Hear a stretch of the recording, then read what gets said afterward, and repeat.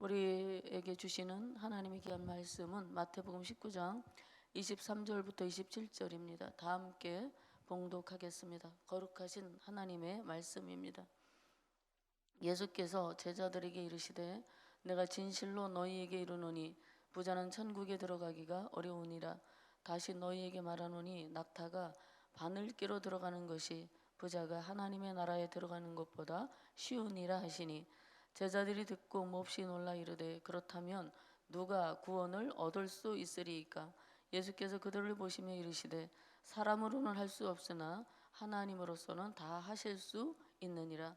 이에 베드로가 대답하여 이르되 보소서 우리가 모든 것을 버리고 주를 따라 싸운데 그런즉 우리가 무엇을 얻으리이까.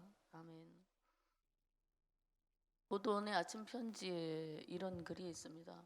부자가 되는 것도 어렵지만 존경받는 부자가 되는 것은 더 어렵습니다. 오죽하면 부자가 천국에 가는 것을 낙타가 바늘길을 빠져나가는 그 어려운 일에 비유했겠습니까? 존경받는 부자가 많아야 그 사회가 삽니다. 그래야 세상에 온기가 돌고 더욱 따뜻해집니다. 이런 글이 있습니다. 부자가 되는 것 어렵지만 또 존경받는 부자가 되는 것도 쉬운 일은 아니죠.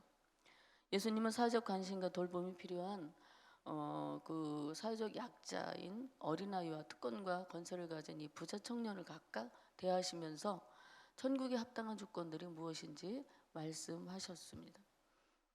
19장 16절에서 재물이 많은 청년이 주님께 와서 영생에 관한 질문을 던지죠. 예수님은 영생을 얻을 조건으로 10계명의 5계명부터 9계명까지 이렇게 말씀해 주시고, 그리고 레위기 19장 18절에 기록된 이웃사랑을 제시하십니다. 그리고 그가 가진 모든 소유를 다 팔아 가난한 사람들에게 나눠줘라. 그리고 난 후에 나를 따르라. 이렇게 주님께서 매우 파격적인 요구를 하십니다. 그래서 주님의 말을 들으니 청년은 잠시지만 아마 매우 심각한 고민에 빠졌을 것 같습니다. 그 청년에게는 재물이 자신의 일생을 보장해주는 가장 안전한 자산이라고 믿고 있었기 때문입니다. 그러니까 그에게는 재물이 많은 것, 재물이 그의 일생에 하나님과 같은 존재였던 것이죠. 말씀의 도전 앞에 청년은 어떤 반응을 보였습니까? 자기의 문제를 꿰뚫어 보신 예리한 주님의 말씀에 심각한 도전을 받았지만 주님을 따르지 못하고 결국 왔던 길로 근심하며 되돌아가는 모습을 보입니다. 22절에서 청년이 근심하며 돌아간 이유가 뭐라고 말씀합니까? 재물이 많음으로 라고 말합니다. 아마도 이 청년에게 재물이 조금만 있었다면 어땠을까요? 재물에 대한 집착을 버리고 예수님을 따르는 제자의 길로 들어설 수 있었을지도 모르지요. 그러나 많은 재물이 그 청년에게는 영생을 얻는 걸림돌이 되어버린 거예요. 재물은 우리가 살아가는 동안에 정말로 꼭 필요한 것입니다. 그러나 재물이 우리로 하여금 구원에서 멀어지게 한다면 그것은 오히려 무서운 올무가 되는 것입니다. 청년은 결국 예수님 대신 많은 재물을 선택함으로써 예수님을 따르는 길을 거절하고 말았습니다. 청년의 그러한 모습을 지켜보신 예수님은 23절에서 이렇게 말씀하십니다. 예수께서 제자들에게 이르시되 내가 진실로 너희에게 이르노니 부자는 천국에 들어가기가 어려우니라. 이 말씀에 가난한 자는 누구나 천국에 들어가고 부자는 천국에 들어갈 수 없다는 의미일까요? 만일 그런 의미라면 부와 명예를 누렸던 모든 사람들은, 믿음의 사람들은 어떻게 되었을까요? 성경에 있는 다윗과 솔로몬과 이삭과 야곱도 하나님의 축복 가운데 부를 누렸습니다. 그렇다면 그들이 모두 천국에 들어가지 못했겠죠. 대부분의 유대인들은 부자가 영생을 얻는다고 기대했다고 합니다. 이유는 그들이 가진 재물은 그들이 사는 동안 여호와 하나님이 축복하셨다는 것을 증명해 주는 것이라고 그들이 생각했기 때문입니다. 그래서 제자들은 하나님의 축복을 받은 부자가 천국에 들어가지 못한다면 과연 누가 천국에 들어갈 수 있을 것인가에 대한 의문을 품게 되었습니다. 여러분, 부자가 부러우신가요? 너무 부러워하지 마세요. 물론 돈이 많으면 좋겠죠. 사는데 좀 더 풍요로울 수 있고요. 불편하지 않게 살아갈 수 있는 것은 맞습니다.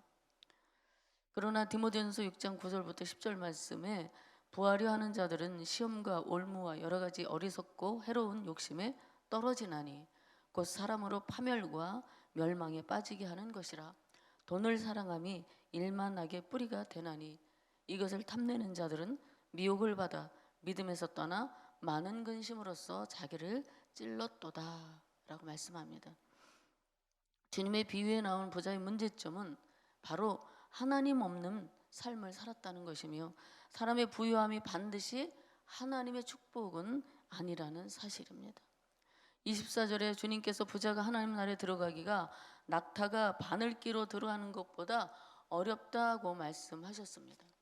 낙타가 바늘기로 통과한다는 것은 불가능한 일입니다. 그렇다면 부자가 하나님 나라에 들어가는 것이 그것보다 더 어렵다고 한다면 여러분 생각해 보세요. 부자가 천국에 들어가는 것이 불가능하다는 것으로 우리가 이해할 수 있을 것입니다. 여러분, 돈이 많은 것이 문제가 아닙니다. 그렇다면 부자의 문제가 무엇이었을까요? 불의한 방법으로 재물을 모은다거나 노동력을 착취한다거나 고리대금을 억압을 한다거나 남을 속여 모은 재물은 깨끗하지 못합니다.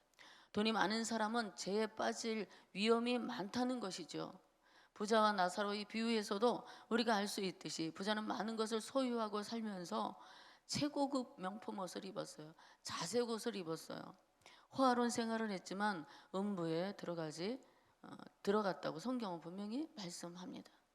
그는 부의 심취에 자기 영혼을 돌보지 못했고 하나님께서 그에게 많은 재물을 맡겨주신 목적을 잊어버린 채 자신의 안위와 쾌락에 빠져 살았던 것입니다. 가난하고 병들어 버려진 채 자신의 대문 앞에서 구걸하던 나사로를 불쌍히 여겨 돌봐주셨다는 말씀이 성경에 기록되지 않았습니다. 또한 재물을 자기를 위해 부지런히 쌓아둔다는 것이 문제예요. 재물을 자신의 향락을 추구하는 데 사용하고 허비하는 사람들, 사치하기에 바쁜 사람들이 있습니다. 명품 옷을 두르고 명품 구두를 신고 가장 최고급의 음식을 먹고 누리며 가난하고 환난을 당한 형제를 보고도 도와주지 않는 그런 사람들을 말하는 것입니다. 재물이 하나님보다 우선순위에 있어서 우상으로 삼아 그렇게 살고 있는 것이 문제입니다. 돈 없으면 나는 살 수 없어. 그리고 그 돈을 지키기 위해 근심과 염려로 세월을 보내는 그런 사람들을 의미하고 있는 것이죠. 그것이 문제라는 것입니다. 우리도 흔히 재물을 많은 사람을 보면 축복받았다고 말하잖아요. 하나님의 축복을 많이 받았다고 우리 생각합니다. 그래서 부자 되기를 갈망하는 경우가 많이 있죠. 부자가 되게 해달라는 마음으로 헌금 많이 하고 그리고 충성을 다합니다. 그러나 목적이 틀렸습니다. 부자가 되기 위해서, 축복받기 위해서 하나님을 섬기고 충성하는 것이 아닙니다. 하나님을 사랑하기 때문에 구원받은 은혜가 너무도 감사해서 오늘 하루를 살아가게 하신 하나님의 은혜가 감사해서 하나님의 자녀 되게 하신 것이 너무나 감사해서 우리가 물질 드리고 헌금 드리고 헌신해야 하는 것입니다. 만일 부한 것이 축복이라면 예수님을 믿는 모든 사람이 다 부자가 되어야 하는 것이죠. 그러나 어떤가요? 믿음이 좋고 인품이 훌륭하고 말씀대로 정말 순종하며 그렇게 거룩한 삶을 살려고 몸부림치며 그래도요 가난하고 병들고 힘든 사람들이 얼마든지 있습니다. 그러면 그것이 저주받은 삶이라 그런가요, 여러분? 우리는 축복이 된 이해를 바꿔야 됩니다. 바울은 예수님을 만나고 자기가 가진 모든 것을 다 해로 여겨 배설물과 같이 내가 버렸다라고 고백했습니다. 그리스도를 위해 철저하게 가난하게 되는 것조차 기쁨으로 여겼던 바울의 신앙이 우리의 마음에 어떤 도전을 주고 있습니까? 제자들은 부자가 천국에 들어가기 어렵다는 예수님의 말씀을 듣고 놀라워하며 26절에 이렇게 질문합니다. 그렇다면 누가 구원을 얻을 수 있습니까? 제전 하나님의 축복을 받은 부자가 천국에 들어가지 못한다면 과연 누가 천국에 들어갈 수 있는가? 이렇게 생각하며 의아했던 것이죠. 그들의 말에 예수님이 대답을 주십니다. 26절입니다. 사람으로서는 할 수 없으나 하나님으로서는 다 할 수 있느니라. 우리의 구원이 우리에게서 나는 것이 아니라 바로 하나님의 절대적 주권에 속해 있는 문제라는 말씀이에요. 구원의 근거가 사람의 선행이나 믿음에 있지 않고 오직 믿게 하시는 하나님의 은총이 있다는 것입니다. 사람의 구원이 재물이 많은 것에 있지 아니하다라는 말씀이죠. 사람의 구원이 눈에 보이는 부와 명예와 권력에 있는 것이 아니라 하나님의 은총을 받아 누구든지 예수 그리스도를 영접하고 믿을 때 그가 우리가 보기에 전혀 구원받기 불가능한 사람이어도 마치 낙타가 바늘길을 유유히 통과하고 벗어나는 것처럼 기적적으로 구원을 받게 되는 그런 것을 말씀으로 의미하고 있는 것이죠. 그렇습니다. 우리가 영원한 생명을 얻는 것은 전적으로 하나님께 달려 있습니다. 우리를 구원하신 하나님의 은혜에 더욱 감사하고 겸손하게 하나님께만 영광 돌리는 저와 성도님들 되시기를 바랍니다. 구원이 하나님께 달렸다는 예수님의 말씀을 듣고 베드로가 27절에 이렇게 질문하죠.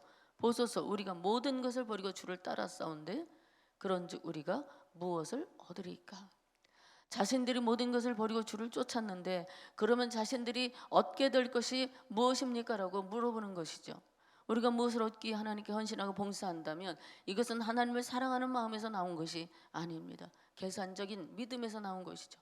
계산적인 마음에서 나온 것이죠. 우리가 이만큼 했으니까 주님도 우리에게 이만큼 보상해 주어야 한다라고 생각해서는 안 되는 것입니다. 사랑은 바라지 않고 아낌없이 주는 것입니다. 우리 예수님이 우리를 위해 십자가에서 죽으신 것이 우리에게 무엇을 바라고 하신 일인가요? 예수님은 우리에게 아무것도 요구하지 않으셨습니다.